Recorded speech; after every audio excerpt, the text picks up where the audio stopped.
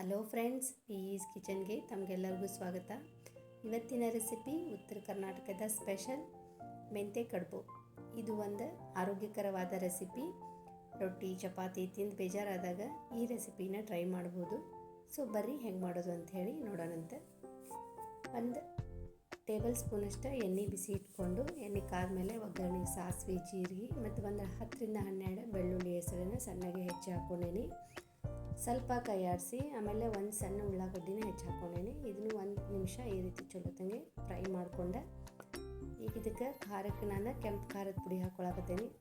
ನೀವು ಕೆಂಪು ಖಾರದ ಪುಡಿ ಬದಲು ಹಸಿಮೆಣಸಿನ್ಕಾಯಿ ಪೇಸ್ಟನ್ನು ಹಾಕ್ಕೋಬೋದು. ಖಾರಕ್ಕೆ ಎಷ್ಟು ಬೇಕೋ ಅಷ್ಟು ಖಾರದ ಪುಡಿ, ಸ್ವಲ್ಪ ಅರಿಶಿಣದ ಪುಡಿ, 1 ಟೀ ಸ್ಪೂನಷ್ಟು ಧನಿಯಾ ಪುಡಿ ಹಾಕ್ಕೊಂಡು ಮಿಕ್ಸ್ ಮಾಡಿ ಆಮೇಲೆ 1-2 ಟೀ ಸ್ಪೂನಷ್ಟು ಹುಣಸೆ ಹಣ್ಣಿನ ರಸ ಹಾಕ್ಕೊಂಡೇನಿ. ನೀವು ಹುಣಸೆ ಹಣ್ಣಿನ ರಸದ ಬದಲು ಟೊಮೆಟೊನ ಹಾಕ್ಕೋಬೋದು. ಹುಣಸೆ ಹಣ್ಣಿನ ರಸ ಹಾಕ್ಕೊಂಡ್ಮೇಲೆ 1 ನಿಮಿಷ ಚಲೋ ತಂಗೆ ಇದನ್ನು ಮಸಾಲೆ ಎಲ್ಲ ಮಿಕ್ಸ್ ಆಗೋಂಗೆ 1 ನಿಮಿಷ ಮಿಕ್ಸ್ ಮಾಡಬೇಕು. ಆಮೇಲೆ 1-2 ಟೀ ಸ್ಪೂನಷ್ಟು ತೊಗರಿಬೇಳೆನ ಮೆತ್ತಗೆ ಕುದಿಸಿ ತೊಗೊಂಡಿದ್ದೆ ನಾನಿಲ್ಲ. ಇದು ಆಪ್ಷನಲ್, ಒಬ್ಬೊಬ್ಬರು ಹಾಕ್ತಾರೆ ಒಬ್ಬೊಬ್ಬರು ಹಾಕೋಂಗಿಲ್ಲ, ಆದರೆ ಹಾಕಿದರೆ ಭಾಳ ರುಚಿಯಾಗಿರ್ತೈತಿ. 1-2 ಟೀ ಸ್ಪೂನಷ್ಟು ತೊಗರಿಬೇಳೆನ ಮೆತ್ತಗೆ ಕುದಿಸಿ ಇದಕ್ಕೆ ಹಾಕ್ಕೊಂಡೇನೀಗ ಚಲೋ ತಂಗಿ ಒಂದ್ಸರಿ ಇದನ್ನು ಮಿಕ್ಸ್ ಮಾಡಬೇಕು.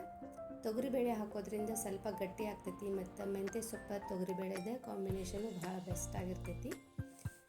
1-2 ನಿಮಿಷ ಇದನ್ನ ಚಲೋತೆಗೆ ಮಿಕ್ಸ್ ಮಾಡ್ಕೊಂಡ್ಮೇಲೆ ಈಗ ಇದಕ್ಕೆ ನಾನು ಒಂದು ಅರ್ಧ ಲೀಟ್ರ್ಗಿಂತ ಸ್ವಲ್ಪ ಜಾಸ್ತಿ ಬಿಸಿ ನೀರು ಕಾಯಕ್ಕಿಟ್ಕೊಂಡಿದ್ದೆ. ಸ್ವಲ್ಪ ನೀರು ಜಾಸ್ತಿನೇ ಹಾಕೋಬೇಕು ಇದಕ್ಕೆ. ಆಮೇಲೆ ರುಚಿಗೆ ಸ್ವಲ್ಪ ಬೆಲ್ಲ, ರುಚಿಗೆ ತಕ್ಕಷ್ಟು ಉಪ್ಪು ಹಾಕ್ಕೊಂಡು ಇನ್ನೊಂದು ಸರಿ ಇದನ್ನ ಚಲೋತೆಗೆ ಮಿಕ್ಸ್ ಮಾಡ್ಕೋಬೇಕು. ಇದನ್ನು ಮಾಡುವಾಗ ಸ್ವಲ್ಪ ಬಿಸಿ ನೀರೇ ಯೂಸ್ ಮಾಡಿದ್ರೆ ರುಚಿ ಜಾಸ್ತಿ ಇದು. ಇದನ್ನು ಮುಚ್ಚಿ ಲೋ ಫ್ಲೇಮ್ನಾಗ ಒಂದು 5 ನಿಮಿಷ ಕುದಿಯೋಕೆ ಬಿಟ್ಬಿಡೋಣಂತ. ಆಮೇಲೆ ಇಲ್ಲಿ ನಾನು ಸ್ವಲ್ಪ ಉಪ್ಪು, ಒಂದು ಸ್ವಲ್ಪ ಎಣ್ಣೆ ಹಾಕ್ಕೊಂಡು ಚಪಾತಿ ಹಿಟ್ಟಿನ ಅದಕ್ಕೆ ಒಂದು ಸ್ವಲ್ಪ ಗೋಧಿ ಹಿಟ್ಟು ನಾದಿ ಇಟ್ಕೊಂಡಿದ್ದೆ. ಈಗ ಇದನ್ನು ಸ್ವಲ್ಪ ಎಣ್ಣೆ ಹಚ್ಚಿನ ಲಟ್ಟಿಸ್ಬೇಕು. ಇದು ಒಂದು ದೊಡ್ಡದು ಚಪಾತಿ ಲಟ್ಟಿಸ್ಕೋತೇನೆ ನಾ ಇಲ್ಲಿ. ಇದು ಭಾಳ ತೆಳ್ಳಗೂ ಇರಬಾರ್ದು ಮತ್ತು ಭಾಳ ದಪ್ಪನೂ ಇರಬಾರ್ದು. ಸ್ವಲ್ಪ ಎಣ್ಣೆ ಹಚ್ಚಿ ಒಂದು ದೊಡ್ಡ ಸೈಜಿಂದ ಚಪಾತಿನ ಲಟ್ಟಿಸ್ಕೋತೇನೆ. ರೊಟ್ಟಿ ಚಪಾತಿ ತಿಂದು ಬೇಜಾರಾದಾಗ ಅಥವಾ ಹುಷಾರಿಲ್ಲದ ಬಾಯಿ ರುಚಿ ಇಲ್ಲದೆ ಇದ್ದಾಗ ಈ ರೆಸಿಪಿನ ಟ್ರೈ ಮಾಡ್ಬೋದು. ಇದು ಒಂದು ಭಾಳ ಜಲ್ದಿನ ಮಾಡ್ಕೊಳ್ಳುವಂಥದ್ದು ಮತ್ತು ಒಂದು ಹೆಲ್ದಿ ರೆಸಿಪಿ, ಭಾಳ ರುಚಿಯಾಗಿರ್ತೈತಿ. ಈ ರೀತಿ ಒಂದು ದೊಡ್ಡದ ಚಪಾತಿ ಲಟ್ಸ್ಕೊಂಡು ಈಗ ಇದನ್ನು ನಾನು ಈ ರೀತಿ ಚಾಕುಲಿ ಕಟ್ ಮಾಡ್ಕೋತೇನೆ ನೋಡಿರಿ, ಸಣ್ಣ ಸಣ್ಣ ಪೀಸ್ನಾಗ. ನೀವು ಯಾವ ಶೇಪ್ನಾಗ ಬೇಕಂದ್ರೂ ಕಟ್ ಮಾಡ್ಕೋಬೋದು. ನಾನು ಈ ರೀತಿ ಸಣ್ಣಗೆ ಡೈಮಂಡ್ ಶೇಪ್ನಾಗ ಕಟ್ ಮಾಡ್ಕೊಂಡೇನಿ. ಈಗ ಇಷ್ಟು ತೆಗೆದು ನಾನು ಒಂದು ಪ್ಲೇಟ್ನಾಗ ತೆಗೆದಿಟ್ಕೋತೇನೆ. ಎಣ್ಣೆ ಹಚ್ಚಿ ಲಟ್ಸಿರ್ತೇವಲ್ಲ, ಈಸಿಯಾಗಿ ಬರ್ತೈತಿ.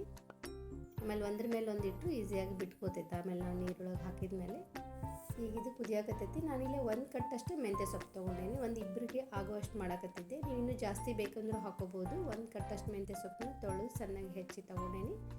ಈಗ ಇದಕ್ಕೆ ಹಾಕ್ಕೊಂಡು ಸ್ವಲ್ಪ ಮಿಕ್ಸ್ ಮಾಡಿ ಈಗ ನಾನು ಕಟ್ ಮಾಡಿ ಇಟ್ಕೊಂಡಿರುವಂಥ ಚಪಾತಿನ ಈಗ ಇದಕ್ಕೆ ಹಾಕೋತೇನೆ ನೋಡಿರಿ. ಈಗ ಒಂದ್ರ ಮೇಲೆ ಒಂದು ಹಾಕ್ಕೊಂಡಿರ್ತಲ್ಲ, ಅಂಟ್ಕೊಂಡಿರ್ತೈತಿ. ನೀರೊಳಗೆ ಹಾಕೊಂಡ್ಮೇಲೆ ಬಿಟ್ಕೊಂಡ್ಬಿಡ್ತೈತಿ. ಇದನ್ನು ಹಾಕಿ ಒಂಚೂರು ಚಲೋ ತಂಗೆ ಸ್ವಲ್ಪ ಮಿಕ್ಸ್ ಮಾಡಿ ಇದನ್ನು ಮುಚ್ಚಿ ಲೋ ಫ್ಲೇಮ್ನಾಗ ಒಂದು 10-15 ನಿಮಿಷ ಕುದಿಸ್ಬೇಕಂದ್ರೆ ಗೋಧಿ ಹಿಟ್ಟು ಇರ್ತೈತಲ್ಲ, ಸ್ವಲ್ಪ ಜಾಸ್ತಿ ಕುದಿಬೇಕಾಗ್ತೈತಿ. ಇದು ಲೋ ಫ್ಲೇಮ್ನಾಗ ಒಂದು 15 ನಿಮಿಷ ಕುದಿಯೋಕೆ ಬಿಟ್ಬಿಡ್ಬೇಕು. ಈಗ ನೋಡಿರಿ ಒಂದು 15 ನಿಮಿಷ ಆದಮೇಲೆ ಆವಾಗಿನಕ್ಕಿಂತ ಈಗ ಸ್ವಲ್ಪ ಗಟ್ಟಿ ಆಗೈತಿದೆ. ಈಗ ನೋಡೋಕ್ಕಿದೆ ಇನ್ನೂ ತೆಳ್ಳಗೆ ಅನ್ನಿಸ್ಬೋದು. ಇದು ಹೆಂಗೆ ಆರ್ತೈತಲ್ಲ ತಣ್ಣಗಾದಂಗೆ ಜಾಸ್ತಿ ಸ್ವಲ್ಪ ಗಟ್ಟಿ ಹಾಕೊಂತ ಹೋಗ್ತೈತಿ. ಈಗ ನೋಡಿರಿ ಇದು ಕರೆಕ್ಟ್ ಆಗೈತಿ. ಈಗ ಇದನ್ನು ಸ್ಟವ್ ಆಫ್ ಮಾಡಿ ಮುಚ್ಚಿ ಒಂದು 10 ನಿಮಿಷ ಬಿಟ್ಬಿಡ್ಬೇಕು.